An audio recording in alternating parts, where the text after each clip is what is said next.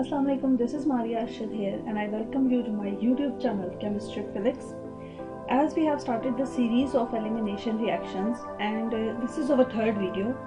In this video I will tell you about E2 mechanism, so let's get started.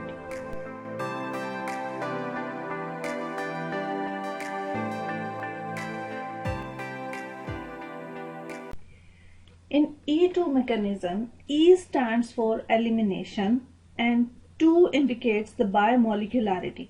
It means these are basically the bimolecular elimination reactions.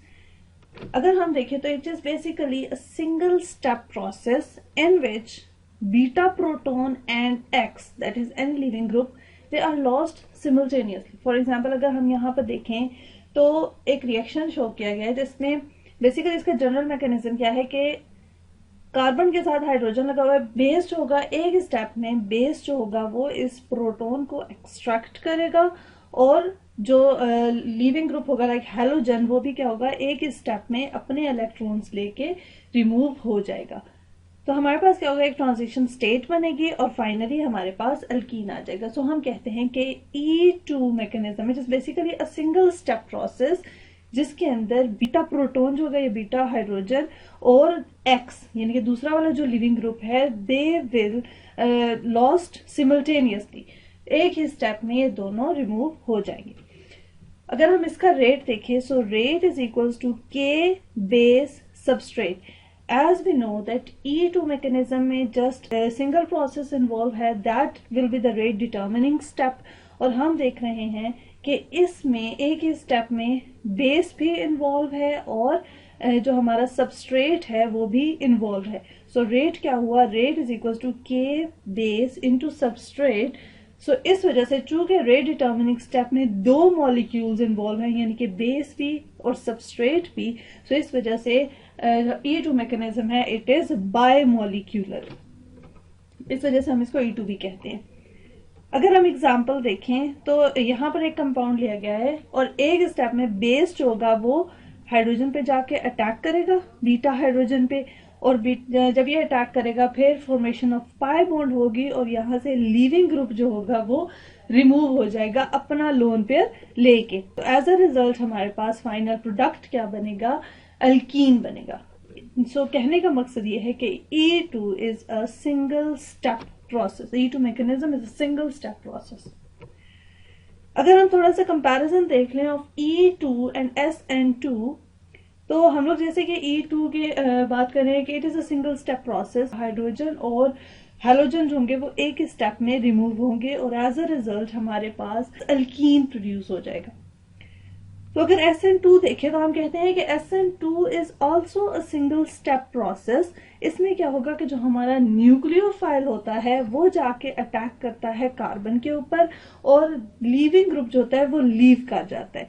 सो ये भी single step में ही है कि nucleophile जो होगा वो आके कार्बन के ऊपर अटैक करेगा और रिप्लेस कर देगा उस लीविंग ग्रुप को जो कि पहले से लगा हुआ है. So this is basically the comparison between E2 and SN2. इसका अगर हम देखें तो इसका जो प्रोडक्ट बनेगा वो क्या बनेगा, अल्कोहल. E2 का प्रोडक्ट जो है वो अल्कीन है और SN2 का प्रोडक्ट जो है वो अल्कोहल है.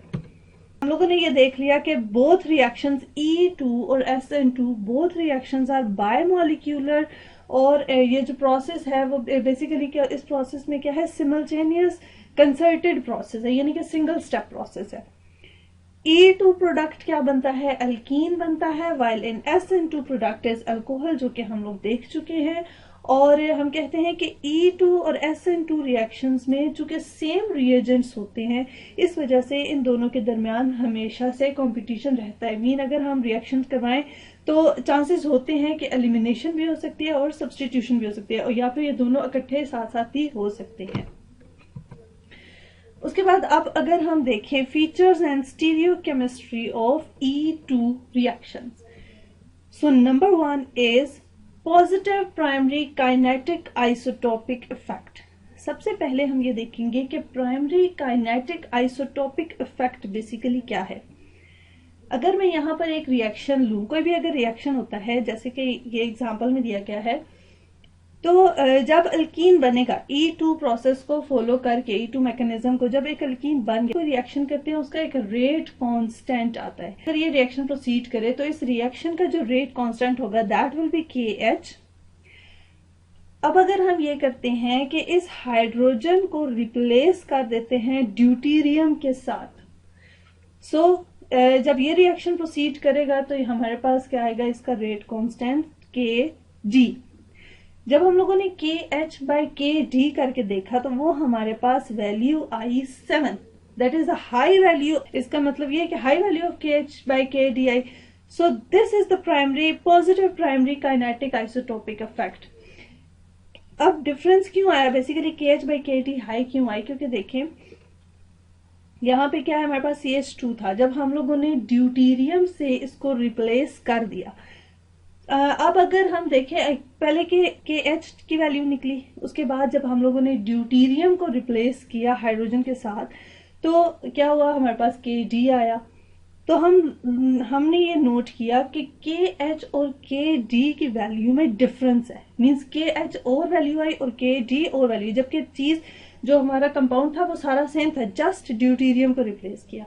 सो इसका मतलब ये हुआ कि जो CH की बॉन्ड ब्रेकेज थी वो इन्वॉल्व थी रेट डिटर्मिनिंग स्टेप में। अब आगे हम बेसिकली रीजन देखेंगे। जो प्राइमरी काइनेटिक आइसोटोपिक इफेक्ट आता है वो आता है इस वजह से है, अगर जो बॉन्ड जिसको हम रिप्लेस कर रहे हैं अगर वो पार्टिसिपेट करे रेट डिटर्मिनिंग स्टेप के अंदर। अब हम रीजन देखने जा रहे हैं कि positive primary kinetic isotopic effect यानी कि जो KH/KD की वैल्यू आई है वो आई क्यों है। अब हम लोगों को पता है कि कोई भी जो केमिकल बॉन्ड होता है वो वाइब्रेट करता है। जब वो वाइब्रेट करता है तो वो इम्पार्ट करता है energy to the molecule, ground state में उस मॉलिक्यूल को एनर्जी देता है और उस एनर्जी को हम कहते हैं 0 point vibrational energy. It means कि जितने भी कंपाउंड्स हैं, जितने उनके अंदर केमिकल बॉन्ड्स हैं वो सारे के सारे वाइब्रेट करते हैं और उनकी वाइब्रेशन की वजह से जो मॉलिक्यूल है, जो पूरा मॉलिक्यूल होता है उसके अंदर एक स्पेसिफिक एनर्जी आ जाती है जिसको हम कहते हैं 0 पॉइंट वाइब्रेशनल एनर्जी। अब हम देखते हैं कि ये जो एनर्जी होती है ये इनवर्सली प्रोपोर्शनल होती है to the mass of the atoms, यानी कि जो एटम जितना ज्यादा हैवी होगा उसकी एनर्जी उतनी ही कम होगी। जिस बॉन्ड के साथ जितने हैवी एटम अटैच होंगे उसकी एनर्जी उतनी ही कम होगी।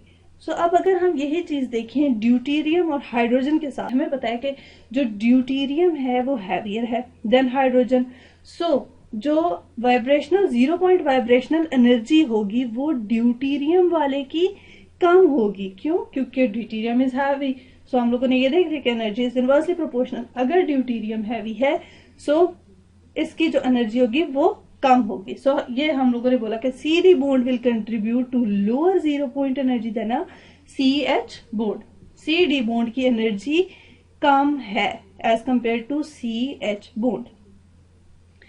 उसके बाद अब हम कहते हैं कि जब बॉन्ड की ब्रेकेज होती है तो फौरन से तो नहीं हो जाती, सबसे पहले एक ट्रांजिशन स्टेट बनती है।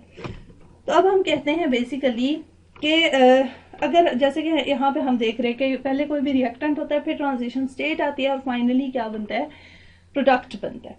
अब हम देखते हैं कि CH बॉन्ड हो चाहे CD बॉन्ड हो, दोनों की ब्रेकेज के लिए भी बेसिकली एक ट्रांजिशन स्टेट आती है। अब हम कहते हैं कि दोनों की ट्रांजिशन स्टेट, चाहे CH बॉन्ड हो चाहे CD बॉन्ड हो, दोनों की जो ट्रांजिशन स्टेट की एनर्जी है वो सेम एनर्जी है। ट्रांजिशन स्टेट के लिए जो एनर्जी है वो सेम है, लेकिन चूंकि हम लोगों ने बोला कि जो ड्यूटेरियम है वो हैवी है, इस वजह से CD बॉन्ड जो है उसकी 0 पॉइंट वाइब्रेशनल एनर्जी कम है। मींस कि CD बॉन्ड जो है वो ग्राउंड लेवल पे लो एनर्जी पे है। अब यहाँ पे अगर देखा जाए तो CH बॉन्ड जो है वो हाई एनर्जी पे है और जो CD बॉन्ड है वो लो एनर्जी पे है। इसका मतलब है कि इसको ट्रांजिशन स्टेट तक पहुंचने के लिए ज्यादा एनर्जी, ज्यादा एक्टिवेशन एनर्जी चाहिए होगी, क्योंकि ग्राउंड स्टेट में ये पहले ही लोअर एनर्जी पे है, जबकि CH बॉन्ड को थोड़ी सी एनर्जी मिलेगी तो वो ट्रांजिशन स्टेट तक पहुंच जाएगी। तो CD बॉन्ड को ज्यादा एनर्जी चाहिए क्योंकि इसकी 0 पॉइंट एनर्जी कम है। दोनों की ट्रांजिशन एनर्जी, ट्रांजिशन स्टेट की जो एनर्जी है वो सेम है, बट CD की 0 पॉइंट एनर्जी कम है, इस वजह से इसको ज्यादा एक्टिवेशन एनर्जी चाहिए होगी ट्रांजिशन स्टेट तक पहुंचने के लिए। अब क्योंकि इसको ज्यादा एनर्जी चाहिए ट्रांजिशन स्टेट तक पहुंचने के लिए, सो इस वजह से इसका जो रिएक्शन होगा वो स्लो होगा, रिएक्शन रेट क्या हो जाएगा, स्लो हो जाएगा। अब अगर स्लो रिएक्शन रेट होगा सो इसकी जो KD की वैल्यू है वो क्या हो जाएगी, कम हो जाएगी। अगर KD की वैल्यू कम हो और KH की वैल्यू, चूंकि इसका तो रिएक्शन रेट फास्ट ही होगा ना, सो इसकी वैल्यू क्या होगी, ज्यादा होगी, तो KH/KD जो होगा वो ज्यादा होगा, क्योंकि जो KH की वैल्यू है वो ज्यादा है जबकि KD की वैल्यू क्या है, कम है।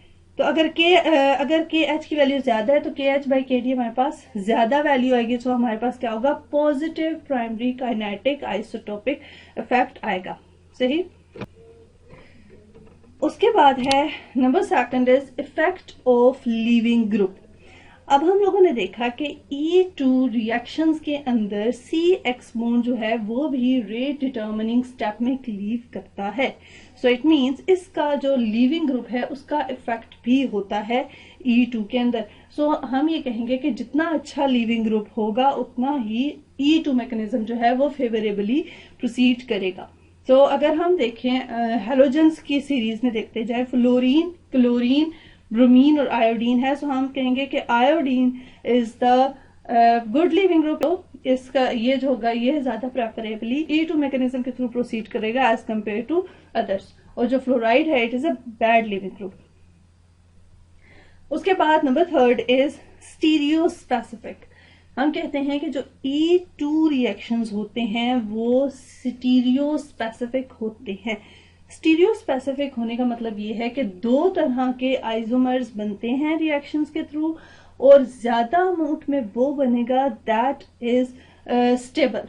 सो अब अगर हम देखें E2 रिएक्शंस के लिए हमें क्या रिक्वायर होता है, पैरेलल ज्योमेट्री E2 मैकेनिज्म के लिए, क्योंकि हाइड्रोजन की किसकी पैरेलल ज्योमेट्री, हाइड्रोजन की, बीटा हाइड्रोजन की और X की जिसने लीव करना है, इन दोनों की ज्योमेट्री पैरेलल होनी चाहिए, ताकि अगर ये लीव करें तो एज अ रिजल्ट जो अनहाइब्रिडाइज्ड p ऑर्बिटल बने वो ऑर्बिटल इजीली ओवरलैप कर सके। सो पैरेलल ज्योमेट्री होनी चाहिए। अब अगर हम देखें तो पैरेलल दो तरह के होते हैं, एंटी पैरेलल और सिन पैरेलल। अब जैसे अगर हम यहाँ पे देखें, सो ये मेरे पास एक कंपाउंड है, हम लोगों ने बोला कि जो CH और CX बॉन्ड है ये आपस में पैरेलल होने चाहिए। अब यहाँ पे देखें तो ये भी पैरेलल है और ये भी, अगर जब ये यहाँ से लीव कर जाएंगे तो जो अनहाइब्रिडाइज्ड p ऑर्बिटल होंगे वो पैरेलल ही होंगे दोनों में। बट यहाँ पे क्या है, ये एंटी पैरेलल है और ये क्या है, सिन पैरेलल है। यहाँ पे CX बॉन्ड ऊपर है और ये क्या है, नीचे है पैरेलल ही, लेकिन ये एंटी पैरेलल है, ये है सिन पैरेलल। जो फेवरेबल जो चीज होती है E2 मैकेनिज्म के लिए वो कौन सा है, एंटी पैरेलल है। क्यों, क्योंकि जब यहाँ पे बेस आके प्रोटॉन को एक्सट्रैक्ट करेगी तो उसके बाद जो हमारे पास ट्रांजिशन स्टेट बीच में बनेगी एंटी पैरेलल में, वो लो एनर्जी की होगी और उसमें कोई रिपल्जन भी नहीं होगी बिटवीन बेस एंड एक्स। सो इसका मतलब है इसकी लो एनर्जी ट्रांजिशन स्टेटस, तो ये क्या है, फेवरेबल है और स्टेबल कंपाउंड है ये। तो इस वजह से ये जो होगा इसकी अमाउंट ये मेजर बनेगा, ये वाले इससे फेवरेबली प्रोसीड करेगा E2। और अगर सिन को देखें, सिन एलिमिनेशन में ये भी पैरेलल है but it is syn parallel.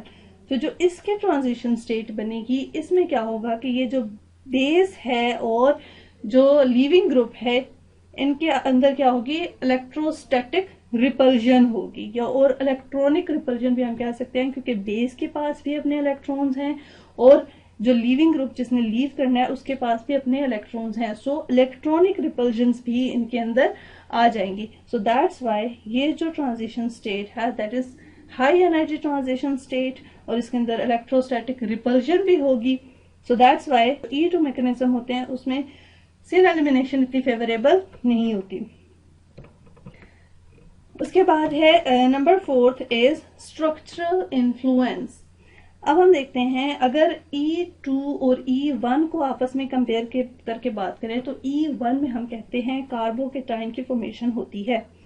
और उसमें देखें तो स्टेबल कार्बोकेटाइन जितना होगा, so tertiary carbocation is more stable than secondary. It means कि E1 में तो टर्शियरी ज्यादा फेवरेबल होगा। तो E2 में क्या होगा, E2 में ऑर्डर होगा primary alkyl halides greater than secondary and then tertiary. Means के E2 और E1 को अगर कंपैरिजन किया जाए सो E2 जो होंगे वो प्राइमरी अल्काइल हैलाइड्स ज्यादा देंगे देन सेकेंडरी और फिर टर्शियरी, क्योंकि इसमें कोई कार्बोकेटाइन की फॉर्मेशन नहीं होती है, सिंगल स्टेप में करना होता है। और अगर हम E2 में टर्शियरी को अगर करेंगे तो टर्शियरी बेसिकली क्या होगा, उसमें हिंड्रेंस क्रिएट हो जाएगी। सो दैट्स वाई जो E2 ऑर्डर होगा वो इस तरह से होगा। उसके बाद अगर हम E2 और SN2 को कंपेयर करें तो हम कहेंगे कि E2 जो होगा वो टर्शियरी ज्यादा देंगे as compare to secondary and then primary. क्यों? क्योंकि टर्शियरी प्रेफर इस वजह से करेगा एलिमिनेशन, क्योंकि स्टेरिक हिंड्रेंस की वजह से। क्योंकि अगर देखें E2 में जब हम एलिमिनेशन करवाते हैं तो स्टेरिक हिंड्रेंस कम हो जाती है, और जबकि SN2 में क्या होगा कि चूंकि सब्सटीट्यूशन करवानी तो वो तो स्टेरिक हिंड्रेंस दोबारा से रीइंट्रोड्यूस हो जाएगी, जैसे हम ये पिछली वीडियोस में पढ़ चुके हैं। सो E2 और SN2 को अगर हम लोग कंपेयर करें सो E2 जो होगा उसमें टर्शियरी का अमाउंट होते हैं वो ज्यादा E2 के थ्रू प्रोसीड करेंगे। Number 5 is strong base. अब अगर हम कंपैरिजन करें E1 एंड E2 में, तो हमें पता है कि E1 में जो फर्स्ट स्टेप होता है that is the breakage of CX bond और फॉर्मेशन ऑफ कार्बोकेटाइन होती है, जबकि E2 में क्या होता है कि पहले स्टेप में हाइड्रोजन एक ही स्टेप होता है और एक ही स्टेप में हाइड्रोजन भी एब्स्ट्रैक्ट होती है और CX बॉन्ड भी ब्रेक करता है। सो इट मींस कि अगर हमारे पास स्ट्रॉन्ग बेस होगी तो वो हाइड्रोजन को एब्स्ट्रैक्ट कर लेगी इससे पहले कि लिविंग ग्रुप लीव करे, मींस दोनों स्टेप इकट्ठे ही हो जाएंगे। और अगर लेस स्ट्रॉन्ग बेस होगी तो पहले लिविंग ग्रुप लीव कर जाएगा, क्योंकि बेस का काम होता है हाइड्रोजन को एब्स्ट्रैक्ट करना। तो अगर बेस जो होगी वो लेस स्ट्रॉन्ग होगी, वीक तो नहीं कहेंगे, लेस स्ट्रॉन्ग कहेंगे। अगर लेस स्ट्रॉन्ग बेस होगी तो वो हाइड्रोजन को बाद में एब्स्ट्रैक्ट करेगी, पहले लिविंग ग्रुप लीव कर जाएगा। और अगर बेस स्ट्रॉन्ग होगी तो वो जब CX बॉन्ड ब्रेक करेगा साथ ही वो हाइड्रोजन को, क्योंकि उसके पास इतनी एबिलिटी होगी कि वो हाइड्रोजन को फौरन से एब्स्ट्रैक्ट कर लेगा। सो इस वजह से अगर स्ट्रॉन्ग बेस हो तो E2 मैकेनिज्म फेवरेबल होगा, और अगर लेस स्ट्रॉन्गर बेस हो सो E1 जो होगा वो फेवरेबल होगा। उसके बाद अगर हम कंपैरिजन E2 एंड SN2 देखें तो हम देखते हैं कि स्ट्रॉन्ग बेस अगर हो तो E2 होगा। क्यों? क्योंकि एलिमिनेशन रिएक्शन जब होती है तब हाइड्रोजन एब्स्ट्रैक्ट होना होता है और बेस का काम होता है हाइड्रोजन को एब्स्ट्रैक्ट करना। अगर बेस स्ट्रॉन्ग होगी तो वो हाइड्रोजन को एब्स्ट्रैक्ट कर देगी और एलिमिनेशन रिएक्शन हो जाएगा।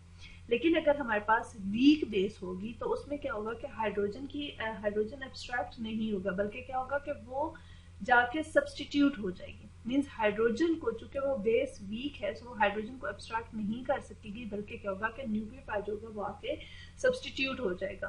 सो स्ट्रॉन्ग बेस अगर होगी तो E2 मैकेनिज्म फेवरेबल होगा, और अगर वीक बेस होगी तो SN2 के थ्रू प्रोसीड करेंगे ये स्टेप्स। उसके बाद अगर हम सॉल्वेंट्स की बात करें तो अगर E1 और E2 को कंपेयर किया जाए सो जो हमारे पास E1 है उसमें चूंकि क्या होता है कार्बोकेटाइन की फॉर्मेशन होती है। सो अगर कार्बोकेटाइन बनेगा तो जो पोलर सॉल्वेंट्स होंगे वो उसको स्टेबलाइज कर लेंगे। सो E1 पोलर सॉल्वेंट्स में फेवरेबल होता है, और जो E2 है हमारे पास वो नॉन पोलर सॉल्वेंट्स में होता है, क्योंकि उसमें कोई भी कार्बोकेटाइन इन्वॉल्व नहीं होता।